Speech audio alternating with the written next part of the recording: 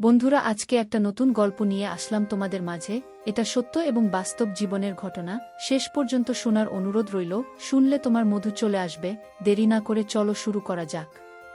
কক্সবাজারে আমি এবং আমার স্যার একটি হোটেল রুম ভাড়া নিয়েছিলাম। সেখানে আমরা একটি প্রজেক্টের কাজ করতে গিয়েছিলাম।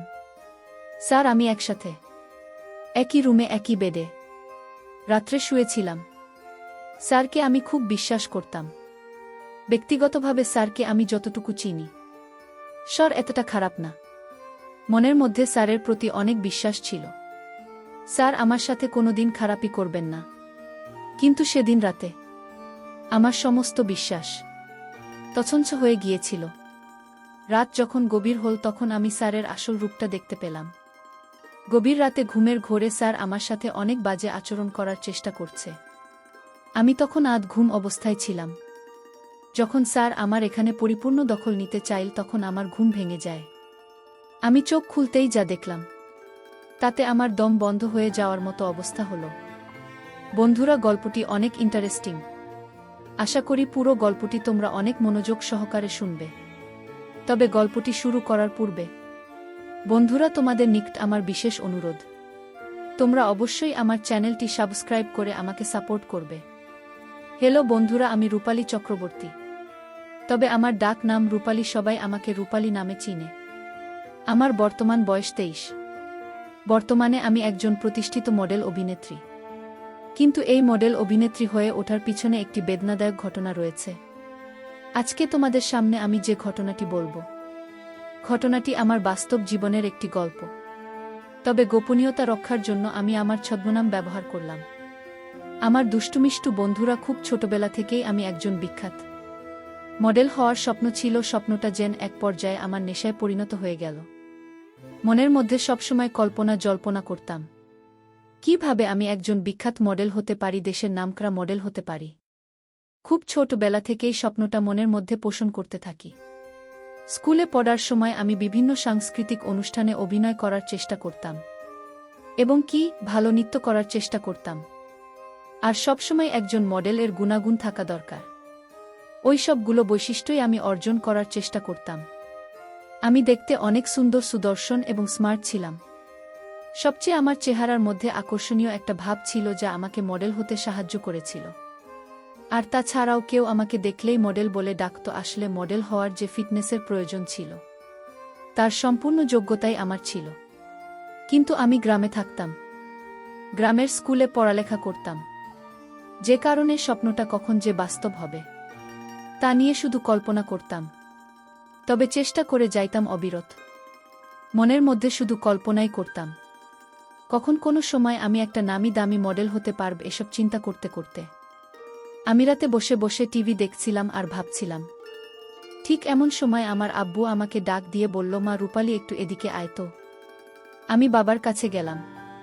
তারপর বাবা আমাকে বলল, মা রূপালী, অনেক দিন হল তোর বোন শেফালিকে দেখি না। তুই তো এসএসসি পরীক্ষা দিয়ে দিয়েছিস। এবার তোর বোনের বাড়ি থেকে একবার বেড়াই গা। আমি বললাম, আচ্ছা ঠিক আছে বাবা। বাবার কথা মতো পরের দিন আমি আমার বোনের বাসায় ঢাকা যাওয়ার জন্য প্রস্তুত নিলাম। ট্রেনে উঠলাম। আমার সাথে একটি মধ্যবয়সী লোক ট্রেনে উঠল। একই সিটে লোকটি আমাকে দেখে হা করে তাকিয়ে রইল। কিন্তু লোকটির সাথে কোনো কথা বললাম না। হঠাৎ করে লোকটির ফোনে একটি ফোন আসে। শুনলাম লোকটি কথা বলছে কারো সাথে। লোকটির কথা শুনে মনে হচ্ছে লোকটি কোনো একটি মডেলিং এজেন্সির পরিচালক অথবা প্রযোজক। লোকটি আমার ঠিক পাশের সিটে বসেছিল। লোকটির কথা শুনে পরিষ্কার হয়ে গেলাম যে লোকটি একটি মডেলিং এজেন্সির পরিচালক। তারপর আমি ভাবলাম লোকটির সাথে একটু পরিচিত হয়ে নিয়ে। আমি জিজ্ঞেস করার আগেই লোকটি আমাকে জিজ্ঞেস করল, এই যে ম্যাম, আপনার নাম কি? আমি বললাম, স্যার আমার নাম রূপালী চক্রবর্তী। তারপর লোকটি আমাকে বলল, বাহ, খুব সুন্দর নাম তো তোমার। তুমি কি করো? আমি বললাম, স্যার আমি এই বছর এসএসসি পরীক্ষা দিয়েছি। তারপর লোকটি তোমাকে জিজ্ঞেস করল, ভবিষ্যতে তুমি হতে চাও? আমি বললাম, স্যার ভবিষ্যতে আমি একজন বিখ্যাত মডেল হতে চাই। তখন লোকটি আমাকে বলল, বাহ, খুব সুন্দর উদ্দেশ্যটা তোমার। আর তোমার চেহারা যে সুন্দর, যে আকর্ষণীয়, নিশ্চয়ই তুমি মডেল হওয়ার অধিকারী। আমি লোকটির কথায় আমার প্রশংসা শুনে আমি কিছুটা হেসে উঠলাম। তারপর আমি লোকটিকে জিজ্ঞেস করলাম, স্যার আপনি কি করেন? লোকটি একটি হাসি দিয়ে বলল, এই নাও আমার কার্ড, এখানে বিস্তারিত লেখা আছে। লোকটির কার্ডটি দেখে আমি চমকে গেলাম। আমি এতদিন মনে মনে যাকে খুঁজছিলাম সেই আজকে আমার সামনে হাজির। কার্ডটিতে স্যারের নাম লেখা ছিল শুভঙ্কর চক্রবর্তী। আমিও স্যারকে বললাম, স্যার আপনার নাম অনেক সুন্দর। তারপর স্যারের সাথে আস্তে আস্তে ফ্রি হতে শুরু করলাম। একটু একটু করে কথা বলতে বলতে স্যারের সাথে আমি বেশ মাতিয়ে ফেললাম। এভাবে স্যারের সাথে গল্প করতে করতে কখন যে সময় কেটে গেল তা বুঝতেই পারলাম না। হঠাৎ করে সিগন্যাল পেলাম, ট্রেন কমলাপুর রেলওয়ে স্টেশনে চলে আসলো। স্যার আমি উঠে নেমে গেলাম। নেমে যাওয়ার সময় স্যার আমাকে বলল, রূপালী তোমার যদি মডেল হওয়ার খুব ইচ্ছে থাকে তাহলে এই কার্ডের ঠিকানা অনুযায়ী এসো, আর এই নাম্বারে আমার সাথে যোগাযোগ রাখবে। আমি বললাম, আচ্ছা ঠিক আছে স্যার, আর আমাকে ফোন দিও। তাহলে আমি তোমাকেই বলে দেব তোমাকে কোথায় আসতে হবে। যদি তোমার একান্ত ইচ্ছা থাকে তাহলে কেবল আমার সাথে যোগাযোগ করতে পারো। স্যারের কাছ থেকে বিদায় নিয়ে আমি আমার বোনের বাসায় চলে গেলাম। বোনের বাসায় এসে রাতের বেলায় খাবার দাবার শেষে যখন শুতে যাব তখন স্যারের কথা মনে পড়ল। তারপর কার থেকে নাম্বারটি নিয়ে স্যারকে একটি ফোন দিলাম। মনে হচ্ছে স্যার আমার ফোন পেয়ে অনেক খুশি। এভাবে স্যারের সাথে আমি প্রায় 2 থেকে 3 মাস কথা বললাম। তারপর স্যার একদিন আমাকে হঠাৎ করে বলল, রূপালী মডেলিং হওয়ার একটা সুযোগ এসেছে আগামীকালকে। আমাদের এখানে মডেল সিলেক্টেড প্রতিযোগিতা চলবে। আশা করি তুমি সেখানে আসবে যদি পরিচালনা পর্ষদ এবং তোমার যোগ্যতা তোমার সবকিছু মিলে যায়, তাহলে তুমি সেখানে মডেলিং হওয়ার চান্স পেয়ে যাবে। স্যারের কথা শুনে আমি মহা খুশি হয়ে গেলাম। আমি বললাম, স্যার অবশ্যই আসব। তারপর নির্দিষ্ট দিনে আমি চলে গেলাম ইন্টারভিউ দিতে। ইন্টারভিউ দিতে গিয়ে দেখি আমার মতো সেখানে অনেকেই ইন্টারভিউ দিতে আসছে, কিন্তু সেখানে গিয়ে দেখি ইন্টারভিউতে প্রধান ভূমিকা পালন করছে সেদিন যে আমার সাথে ট্রেনে পরিচিত হয়েছিল যে লোকটাই, তাকে দেখে আমি খুব একটা সাহস পেলাম, মনের মধ্যে ভরসা পেলাম। ভাবলাম আমার মডেলিং এর স্বপ্ন হয়তো পূরণ হতে চলেছে। বন্ধুরা তোমাদেরকে আমি আরেকটি কথা বলে দিই। সেদিন ইন্টারভিউতে যাওয়ার সময় আমি এমনভাবে নিজেকে প্রদর্শন করেছিলাম, অর্থাৎ সাজগোজ করেছিলাম যেন আমাকে দেখে স্যারের চোখ কপালে উঠে যাওয়ার মতো অবস্থা হয় এবং আমাকে তার এজেন্সিতে মডেলিংয়ের কাজ করার সুযোগ করে দেয়। বসে থেকে অপেক্ষা করতে করতে হঠাৎ করে আমার সিরিয়াল আসলো। আমি স্যারের দরজার পাশে গিয়ে স্যারকে নমস্কার দিলাম। স্যার আমার নমস্কারের উত্তর দিল। আমি বললাম, স্যার আসতে পারি? স্যার বলল, জি আসুন।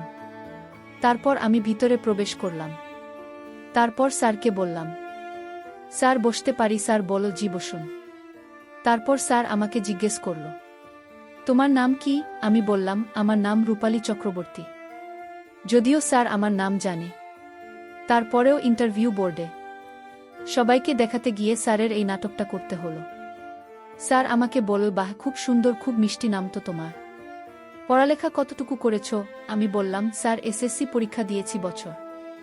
স্যার বলল, ভালো। তুমি অভিনয় কেমন পারো? এর আগে তোমার কি আর কোনো অভিনয় করার অভিজ্ঞতা আছে? আমি বললাম, স্যার আমি এর আগে কোনো মডেলিং এজেন্সিতে অভিনয় করিনি, কিন্তু আমার শিক্ষা জীবনে আমি হাই স্কুলে বিভিন্ন সংস্কৃতি অনুষ্ঠানে নৃত্য পরিবেশন করতাম এবং বিভিন্ন শিক্ষামূলক নাটক বা বিভিন্ন অনুষ্ঠানে বেশ ভালো অভিনয়ের পারফর্ম করেছি।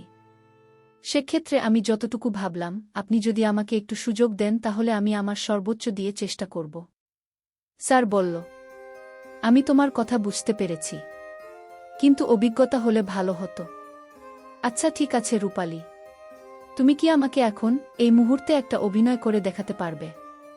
আমি বললাম, স্যার অবশ্যই পারব, তবে আপনি আমাকে বলে দেন আমি কোন ধরনের অভিনয় করব। তখন স্যার আমাকে একটি ডায়ালগ শিখিয়ে দিয়ে বলল, এই ডায়ালগ অনুযায়ী তুমি একটু অভিনয় করো। তারপর আমি স্যার এর ওই ডায়ালগ অনুযায়ী অভিনয় করতে শুরু করলাম।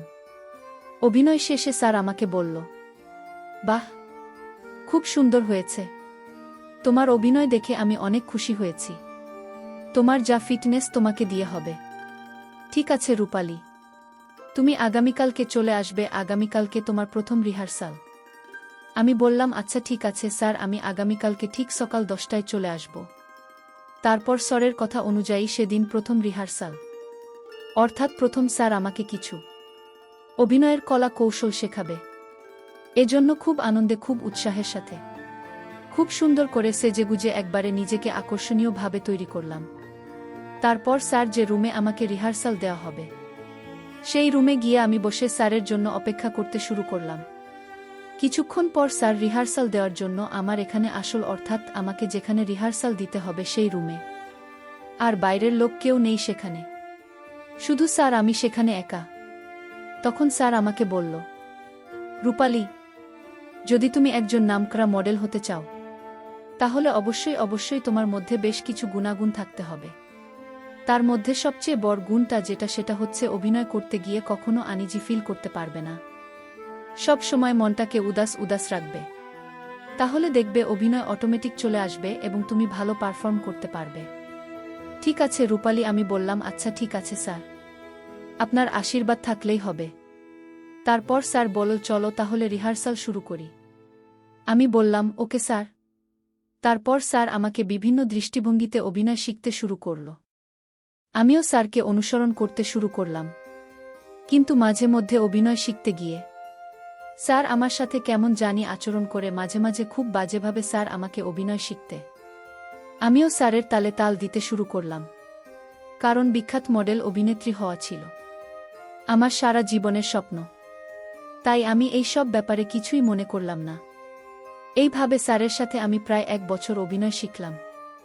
স্যারের সাথে 1 বছর অভিনয় শিখতে গিয়ে আমি একেবারে স্যারের সাথে ফ্রি হয়ে গেলাম। স্যার যে কোনো বিষয় আমার সাথে শেয়ার করতে হয়, আমিও স্যারের সাথে শেয়ার করতাম।